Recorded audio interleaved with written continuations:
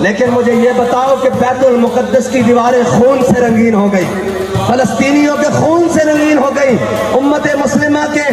بیٹوں کے خون سے رنگین ہو گئی، مائیں اپنے بیٹے تیار کر کے جہاد کے لیے بھیجتی رہیں، اور تمہارے جسم پر جناب وہ جو بھی نہ رہے گی، اور تمہارے کان پر بھی جو نہ رہے گی، اور تم بیٹھے ہوئے اپنے مست، اور تمہیں کیا یہ یقین ہے کہ تم قیامت تک کی صبح کے لیے جیو گے؟ مر ایک دن جانا ہے، اور یہ یاد رکھنا، مر وہ بھی گیا، مشرف بھی مر گیا، اور جناب ضیاء بھی مر گیا، اور مر تم نے بھی جانا ہے، لیکن بابا بتا کر کیا ہے، مرنا ہے تو شان سے مرو، اور ذرا عزت سے مرو، اور مر تو ظہیر الدین بابر بھی گیا، اور مر تو جناب اس کے مقابلے میں رانا سانگا بھی گیا، 80,000 کا لشکر لے کر رانا سانگا سامنے کھڑا تھا، اور جناب ظہیر الدین بابر کا 12,000 کا لشکر، اور ظہیر الدین بابر نے ایسے تقریر کی، اس نے کہا ابھی ہماری جنگ ہوگی، بڑے گمشان کا رن پڑے گا، بڑی تلواروں سے جسم کٹیں گے، بڑا کچھ ہوگا، اس نے کہا ابھی دیکھنا ہم سارے مارے جائیں گے، ہماری لاشوں کو گر کھائیں گے، ہمیں دفنانے والا بھی کوئی نہیں ہوگا۔